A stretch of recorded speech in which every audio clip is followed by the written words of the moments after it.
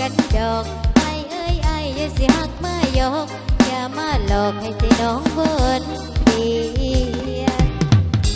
แต่ละมือมีแต่เที่ยวมาลมเบิ่งทรงผมก็ปวกกัดกับบ่เหียนซื้อกับไฟไอ้กับมาลัดเปลี่ยนเอามาเสียนให้เป็นสีลอยลอยผู้บ่าวก็ไฟลอยผู้บ่าวก็ไฟลอยเศร้าทำไมให้เศร้าสูบยาแม่ผู้บ่าวก็ไฟลอยผู้บ่าวก็ไฟลอยเศร้าทำไมให้เศร้าสูบยาแม่สูบยาไหลทั้งจอยทั้งดำผมตาซ้ำแค่ก็เลี้ยงกว่าเก่ายามกลางเป็นไอ้มีแต่นอนตอนกลางคืนเลาะให้มาเฮาเศร้าสะไอเศร้าสูบยาสาหน้าตาไอ้สิได้รอกว่าเก่ามาเมื่อนี้มาสวนไอ้เลิกยามาเมื่อนี้มาสวนไอ้เลิกยาน้องอาสาเป็นแห้งใจให้สูบเพชรยังสูบแล้วมันทุกข์น้องขอปลุกลูกให้เลิกยาสา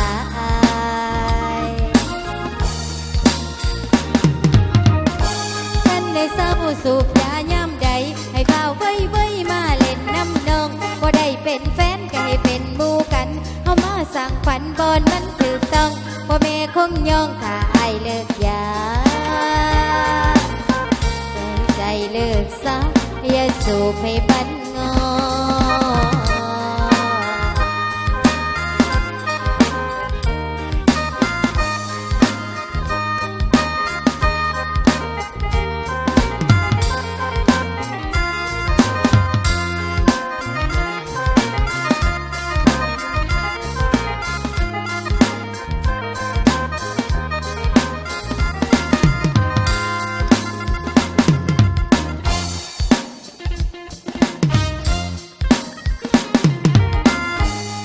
ยาไหลทั้งจอยทั้งดำคุมตาซ้ำแค่ก็เลี้ยงกว่าเก่ายามกลางเป็นได้มีแต่นอนตอนกลางคืนเราให้มาเฮาเศร้าสะไอเศร้าสูบยาสาหน้าตาไอเสียได้รอกว่าเก่ามาเมื่อนี้มาสวนไอเลิกยามาเมื่อนี้มาสวนไอเลิกยาน้องอาสาเป็นแห้งใจให้สูบเพชรยังสูบแล้วมันทุกข์น้องขอปลุกลูกให้เลิกยาสา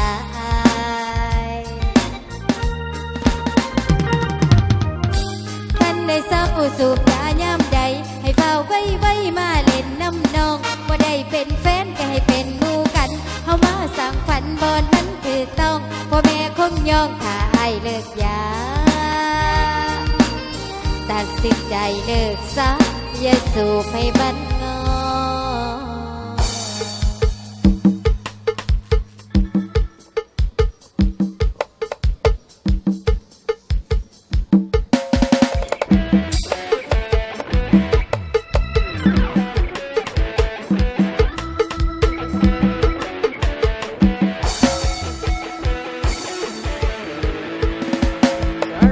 เพิ่งจะโผล่พ้นขอบฟ้ามีเวลาให้คนเราอีกมากมายพาชีวิตก้าวไปสู่ยังจุดไม่ถึงสิ่งเป็นสิ่งใดก็น่าหลอกมองดูฟ้าดูนกกาที่หาไม่ยังสิ้นแดนใกล้สุดสายตาเหมือนย้ำเตือนว่าชีวิตล้วนเกิดมาแสวงหาต่อสู้และดิ้นรนโอ้ชีวิตมีอะไรต่างเยอะอย่ามีเกิดอย่าเจ็บตายคล้ายๆกันแต่สิ่งที่มีไม่เหมือนคือความฝันอยู่ที่ใครจะนำมันให้อยู่เมื่อคนเป็นคนมีมาพ้นด้วยชั่วดีในศักดิ์ศรีมีทั้งจนและร่ำรวยมีความรักเป็นเรื่องราวอันสดสวยความผิดหวังเป็นแค่เรื่องธรรมดาว่าเบื้องบนน้ำเบื้องหลังดินหวานนะข้ามไปถึงควายคว้าความไฟฝันมีชีวิตเกิดมาแค่ครั้งเดียวเท่านั้นอย่าปล่อยมันตั้งกับตายไปวันๆโอ้ชีวิตมีอะไรต่างเยอะมีเกิดแก่เจ็บตายคล้ายๆกัน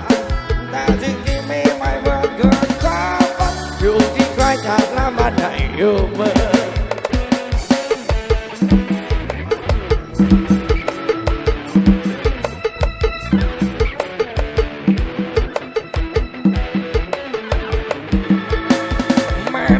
คืนเดือนดาวอันเกิดมียังมีสิ่งที่ฝันอันเชิดชายรวมทั้งเทียนนำทางสว่างไม่ดูนี่คอยพร่างพรายในค่ำคืนเดียวได้ในพวกลัวหลอกตัวเองเท่ากับเองลัดไปสู่ความล้มเหลว ยังไม่ทันได้ลงมือทำดีเล่นกลับถูกเลี้ยงไปความกลัวเผาตัวโทษโอ้ชีวิตมีอะไรต่างเยอะมีเกิดการเจ็บตายคล้ายๆกันแต่สิ่งที่มีไม่เหมือนเกิดความฝันอยู่ที่ใครแต่ละมันไม่อยู่เหมือนแผ่นฟ้ากว้างเขาสูงใหญ่ยังเคยข้ามฝันงดงามถามหน่อยเคยข้ามไปไม่ยังฟังที่ทำฝันมันแสนไกลแต่สุดท้ายก็ได้ฝันนั้นมาครองลองดูแล้วเกิดมาเป็นคนลาเอาฝันมีรางวัลฝันไฟให้ไฟฝันไม่ชีวิตเกิดมาแค่เดียวเท่านั้นอย่าปล่อยมันสักแต่ตายไปวันๆโอ้ชีวิตมีอะไรต่างเยอะยังไม่เกิดแก่เจ็บตายคล้ายๆกันแต่สิ่งที่มีไม่เหมือนเกิดความฝันอยู่ที่ใครจากละมันให้อยู่เหมือนความฝันอินทรีย์มีแม่นมอ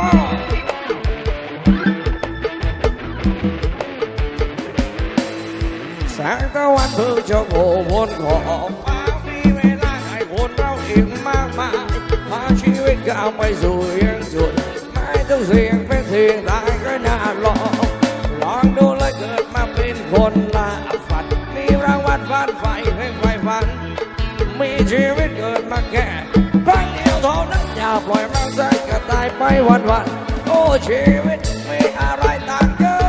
ยังไม่เกิดแก่เจ็บตายคล้ายๆกันแต่สิ่งที่มีไม่เหมือนเกิดความฝันอยู่ที่ใครแต่ละมันให้อยู่มือโอ้ชีวิตมีอะไรต่างเยอะไม่เกิดแก่เจ็บตายคล้ายๆกันแต่สิ่งที่มีไม่เหมือนเกิดความฝันอยู่ที่ใครแต่ละมันให้อยู่มือ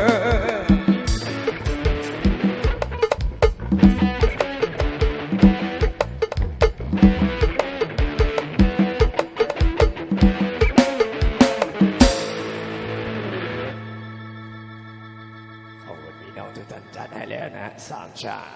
ตามความไม่นำมา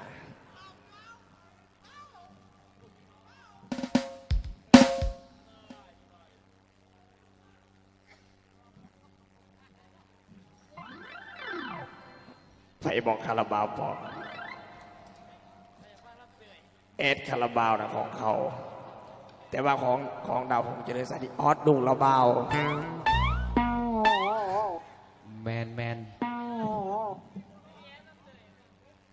เปลี่ยนสไตล์เพื่อซีพิจก็ได้สไตล์ลูกทงบ้านหน้าก็ได้ป่ะได้